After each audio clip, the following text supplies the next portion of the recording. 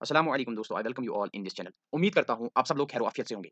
दोस्तों आज सुबह हमने एक वीडियो डाला था जेकेपीएसआई के रिलेटेड। उसमें हमने ये मेंशन किया था कि जो ये जेकेपीएसआई एग्ज़ाम है, हमें ये खुद नहीं पता कि ये वाक़ई में एक एग्ज़ाम था या जस्ट एक मॉक टेस्ट। क्योंकि अब कोर्ट डिसाइड करेगा इसके फेट का, ठीक है? उसके बाद मैं एक आर्टिकल के गो थ्रू हुआ। उस आर्टिकल के कुछ विचार मैंने पढ़े, ठीक है? उसके बाद मैंने खुद से विचार विमर्श किया और मैंने सोचा मैं आपके साथ भी शेयर करूँ। ये जो आर्टिकल है, ठीक है? ये टाइम्स ऑफ इंडिया का है 2018 का।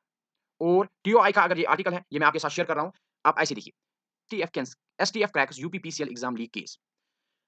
Special task force of UP police, उनको एक कंप्लेंट आती है और वो ये क्लेम करते हैं कि पेपर लीक हुआ है, एक रिक्रूटमेंट के लिए जो थी यूपी पीसीएल जूनियर इंजीनियर्स की। उसमें वो 11 बंदों की एक गैंग को अरेस्ट करते हैं, different places in the state of UP. एक ऑनलाइन एग्ज़ाम हो रहा था, ठीक है? उस एग्ज़ाम में धांधली हुई थी और उसके बाद बच्चों ने शिकायत लगाई थी और वो एग्ज़ाम और कोई एजेंसी नहीं बल्कि एप्टेक करा रही थी। वही एप्टेक जो फिलहाल में जेके एसएसबी की एग्ज़ाम्स को कंडक्ट करा रहा है। अब आपको मैं ये बताता चलूँ कि उस अरेस्ट के बाद कम से कम 25,000 बच्चों की जो आंसर्स हैं उनका स्क्रीनिंग हुआ था। उसके बाद साइंटिफिक इन्वेस्टिगेशन के थ्रू उसको नैरो डाउन किया गया और उसका जो मॉडस ऑपरेंडी जो प्लान ऑफ वर्किंग है उसको एक्सपोज़ किया गया। उसके बाद ये पता चला कि ये जो फॉलोइंग एग्ज़ाम है यूपीपीसीएल, जेईई का, इसमें कंप्रोमाइज़ेशन हुई है और जो गिल्टी थे उनको अरेस्ट किया गया और उनकी जेल हुई। अब हम बात करते हैं क्या हुआ था, मॉडस ऑपरेंडी क्या था, क्या प्लान किया था, कैसे उन्होंने ये सीक्रेटिव रखा था, कैसे उन्होंने ये सब किया था। देखिए 11 फरवरी को एग्ज़ाम कंडक्ट करा रही है ये एजेंसी एप्टेक यूपी में। उसके बाद 20 को रिजल्ट्स आने थे। लेकिन 20 से पहले एक दिन 19 को सोशल मीडिया पे आंसर की जो होती है वो सर्कुलेट हो रही है। चनाची ये सीबीडी मोड पे था एग्ज़ाम, ऑनलाइन बेस्ड था, ठीक है? तो बच्चों ने पहले ही आंसर की देखी 19 तारीख को और आंसर की ऑफिशियल जो टाइमिंग थी, जो ऑफिशियल जो डेट था, वो था 20 फरवरी को। 19 को पहले ही आ गई थी। उसके बाद 6 बच्चे अप्रोच कर रहे हैं एसटीएफ यूपी पुलिस को और वो ये कह रहे हैं कि बच्चों के पास पहले से ही पेपर था और उन्होंने और कुछ बच्चों ने अप्रोच किया जो पावर मिनिस्टर थे वहाँ पे, उसके साथ और कुछ बच्चों ने एक खत लिखी, एक चिट्ठी लिखी, एक एप्लीकेशन लिखी honourable chief minister of UP को। और उन्होंने ये कहा था, उनकी ये डिमांड थी कि इस मैटर पे प्रोब होनी चाहिए। फिर 28 फरवरी को उस मैटर पे प्रोब स्टार्ट होती है। अब मैं आपको बताता चलूँ कि ये सब इसका मॉडस ऑपरेंडी क्या था? ये कैसे वर्क कर रहा था? जो एसएसपी साहब है वहाँ के, उन्होंने एनालिसिस किया कैंडिडेट्स का और उन्होंने एक पैटर्न देखा, एक यूनिक पैटर्न देखा, जो आंसर्स दिए थे एग्जामिनर्स ने और उसकी वजह से उन्होंने पाया कि भाई इसमें धांधली तो हुई है। अब कैसे हुई थी, वो देखना है।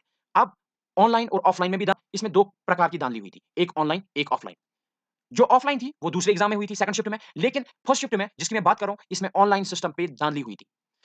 अब देखिए क्या हुआ था कि जो सॉफ्टवेयर था, उसकी मदद से पूरे कंप्यूटर को कंट्रोल किया गया, ठीक है? और इस सॉफ्टवेयर इन कन्वेंस विद सेंट्रल ओनर्स जो उस बिल्डिंग के थे और जो टेक्नीशियन्स थे, इन्होंने उस सॉफ्टवेयर को स्पेसिफिक कंप्यूटर्स में डाला और वहाँ पे कुछ स्पेसिफिक कुछ मखसूस बच्चों को रखा। अब बच्चे वहाँ पे बैठे, उनका बस ये काम था, उनको वहाँ पे बैठना था। बाकी सॉफ्टवेयर खुद कर रहा था कि कौन सही है, कौन गलत है, कौन सही है, कौन गलत है। इसका मतलब पूरा सिस्टम ही कंप्रोमाइज़्ड था और सिस्टम में था सॉफ्टवेयर, सॉफ्टवेयर था उनके हाथों में, जिनको कहते हैं दलाल, मिस्क्रेंट्स, उनके हाथों में था सॉफ्टवेयर और वो उस सॉफ्टवेयर की वजह से पूरी तरह से उस सॉफ्टवेयर की वजह से पूरे कंप्यूटर में कंट्रोल कर रहे थे। इसके बाद क्या हुआ इसके बाद क्या हुआ कि सॉफ्टवेयर खुद ही उस की को सॉल्व कर रहा था। अब ये तो पता नहीं चला, ये तब तक पता नहीं चला जब तक इन्वेस्टिगेशन नहीं हुई। 11 तारीख को एग्ज़ाम हुआ था और 19 तारीख को आंसर की लीक हो रही थी, जो कि 20 को होनी थी और ऑफ़िशियली होनी थी, लेकिन वो बदकिस्मती से 19 को ही लीक हुई और सोशल मीडिया के ऊपर फैली, ठीक है? इसी दिन क्या हुआ था कि सेकंड शिफ्ट में पाली लैंग्वेज का पेपर था, ठीक है? और सेकंड शिफ्ट भी कंप्रोमाइज़्ड था, उसमें थे 15-15 लाख, ठीक है? और वो तो पता ही है। अब इसमें क्या हुआ, नटशल में अगर हम बात करते हैं कि एप्टेक के ऊपर फिर कार्रवाई हुई वहाँ पे। एप्टेक ये पहले भी करता था, शायद आज भी करता है। इसीलिए जो आंसर की है ना, ये पहले ही सर्कुलेट करी। असल में आंसर की को आना था 30 को, ये पहले ही आई 28 को और बच्चों को सशुपंज में रखा, इवन कि हमें भी रखा। लेकिन हमने सोचा चलो कोई नहीं, एरर होगा, टेक्निकल एरर। लेकिन इस आर्टिकल को अगर मैं एज़ अ रेफरेंस मान लूँ, तो मुझे कोई अभी शक और शुबा नहीं है।